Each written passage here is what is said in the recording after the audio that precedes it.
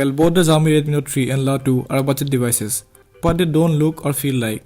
They have been built very well, and they both employ the same architecture of all metal build with plastic coverings on top and bottom housing the antenna bands. Both phones look quite similar to each other, with some differences of course. So, the Xiaomi Redmi Note 3 has been here for quite a while now. It's been a great hit, not only here in India, but in many other Asian countries, and there's a good reason for that. The device packs in some seriously good features and a compelling enough price tag that makes it hard to resist.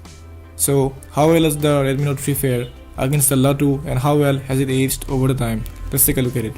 Now, both the phones are packing in 5.5-inch Full HD IPS LCD displays, but I personally prefer the display on the LeEco 2 a little bit more, because it does get a lot bright, and also the colors are a lot more punchier and a lot more natural looking.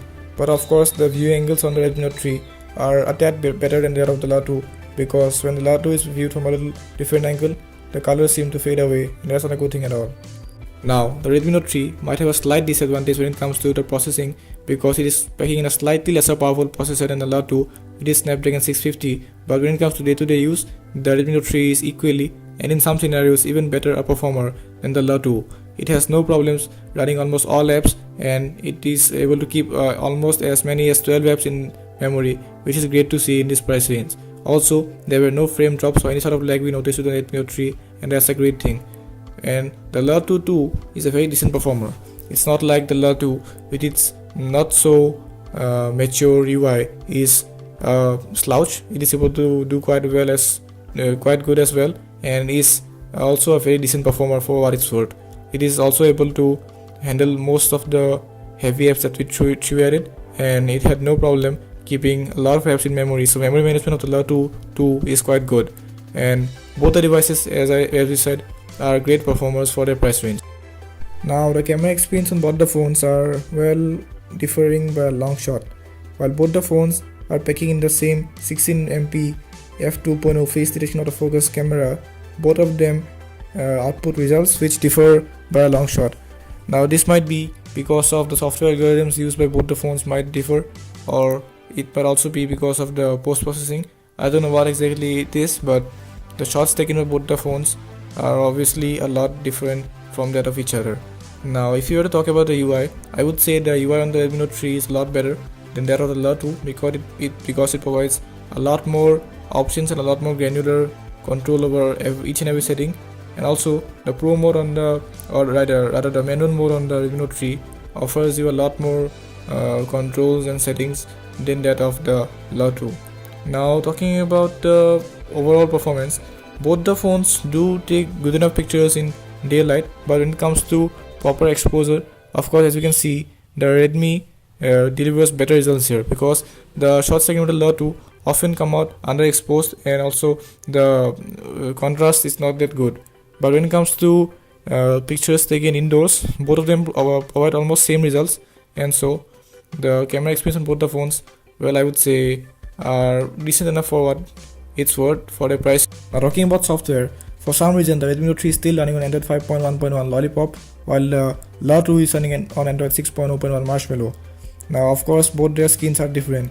The Redmi is running on MIUI 8, while the LeEco 2 is running on LeEco's custom Android interface. Now, if I were asked personally, I definitely do prefer MIUI over LeEco's proprietary user interface, because it provides a lot more handy features, and also it's a lot smoother experience on the Redmi Note 3 when compared to that of the LeEco 2. And also you get features like second space and light mode, which are definitely a lot more useful and handy if you ask me. And also getting things done on the Redmi Note 3 is a lot more simpler than that on the LeEco 2. While the LeEco 2 does not provide any bad experience, so to say, but the Redmi Note 3 is definitely a lot better. Features like the ability to minimize the home screen, the ability to quickly change wallpapers, and also the ability to customize the phone with a lot of themes is a lot better with the Redmi Note 3, and definitely helps the users feel a lot more comfortable and at home than with the user experience on the LeEco 2. While the user experience on the LeEco 2 is not bad at all, it is definitely not going to ever be able to match up with the likes of the Redmi Note 3's MIUI. And of course, I would personally say you should go for the Redmi Note 3 if the OS is of concern to you, because it is a lot more future proof, because with Xiaomi phones definitely keep getting updates every week, like firmware updates that help give better the user interface, and also Xiaomi is supporting is a lot more confidence inspiring.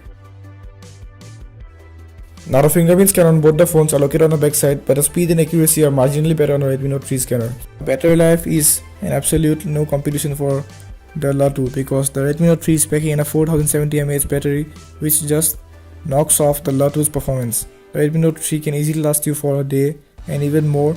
I got almost 2 days of use with the Redmi Note 3, which was certainly not possible with the LeEco with its 3000 mAh battery. And so these are our thoughts on a Xiaomi Redmi Note 3.